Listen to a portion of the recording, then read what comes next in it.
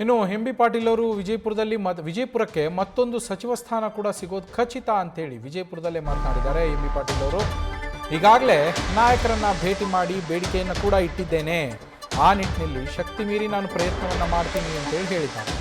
ಬೌದ್ಧ ವಿಹಾರದ ಪವಿತ್ರ ಕ್ಷೇತ್ರದಲ್ಲಿ ನಿಂತು ಹೇಳ್ತಾ ಇದ್ದೀನಿ, ಸಚಿವ ಸ್ಥಾನದ ಬೇಡಿಕೆ ವಿಚಾರಕ್ಕೆ ಎಂ.ಬಿ. ಪಾಟೀಲ್ ಅವರು ಹೇಳಿರುವಂಥದ್ದು ಈ ವಿಚಾರ.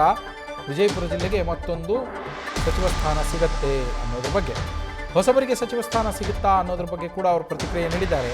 ಯಾರಿಗೆ ಸಚಿವ ಸ್ಥಾನವನ್ನು ಕೊಡಬೇಕು ಅನ್ನೋದನ್ನು ಹೈಕಮಾಂಡ್ ನಿರ್ಧಾರ ಮಾಡುತ್ತೆ, ಅದರ ಬಗ್ಗೆ ನಾನೇನು ನಿರ್ಧಾರ ತೆಗೆದುಕೊಳ್ಳೋದಕ್ಕೆ ಸಾಧ್ಯ ಇಲ್ಲ ಅಂಥೇಳಿ ವಿಜಯಪುರದಲ್ಲಿ ಹೊಸಬರಿಗೆ ಸಚಿವ ಸ್ಥಾನ ಸಿಗುತ್ತಾ ಅನ್ನೋ ವಿಚಾರಕ್ಕೂ ಕೂಡ ಹೊಸಬರಿಗೆ ಸಚಿವ ಸ್ಥಾನ ಸಿಗುತ್ತಾ ಅನ್ನೋ ವಿಚಾರ ಬಗ್ಗೆ ಅವರು ಮಾತಾಡಿರುವಂಥದ್ದು. ಅದನ್ನೆಲ್ಲ ಹೈಕಮಾಂಡ್ ನೋಡ್ಕೊಳ್ಳುತ್ತೆ, ನಾನಲ್ಲ ನಿರ್ಧಾರ ತಗೊಳ್ಳೋದು.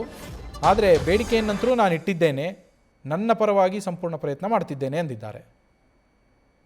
ನಿಶ್ಚಿತವಾಗಿಯೂ ಇನ್ನೊಂದು ಸಚಿವ ಆಗಬೇಕು, ಆ ದಿಶೆಯಲ್ಲಿ ನನ್ನ ಶಕ್ತಿ ಮೀರಿ ನಾನು ಬೌದ್ಧ ವಿಹಾರ ಪವಿತ್ರ ಕ್ಷೇತ್ರದಲ್ಲಿ ನಿಂತಿದ್ದೀನಿ.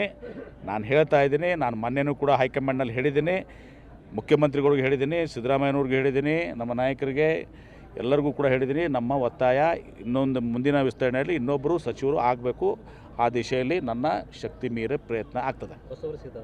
ಹಾಂ, ಯಾರಿಗೆ ನಮ್ಮಲ್ಲಿ ನಾನು ಅದನ್ನೆಲ್ಲ ಹೇಳಕ್ಕೆ ಹೋಗಲ್ಲ. ಇನ್ನು ನೀವು ಕೇಳಿದಂಥದ್ದೇನು ಇನ್ನೊಂದು ಸಚಿವ ಸ್ಥಾನ, ಅದು ಯಾರಿಗೆ ಕೊಡಬೇಕು ಬಿಡಬೇಕು ಅಂತ ಹೈಕಮಾಂಡ್ ನಿರ್ಧಾರ ಮಾಡ್ತಾರೆ. ನಾನೇನು ನಿರ್ಧಾರ ಮಾಡೋದು, ನನ್ನ ಅಭಿಪ್ರಾಯ ಕೇಳಿದ್ರೆ ನನ್ನ ಅಭಿಪ್ರಾಯ ಹೇಳ್ಬೋದು ಅಷ್ಟೇ ನಾನು.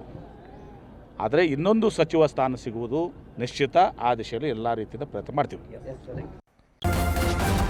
ನ್ಯೂಸ್ ಫಸ್ಟ್ ನಿರ್ಭೀತಿಯಿಂದ ನಿಮ್ಮ ಪರವಾಗಿ.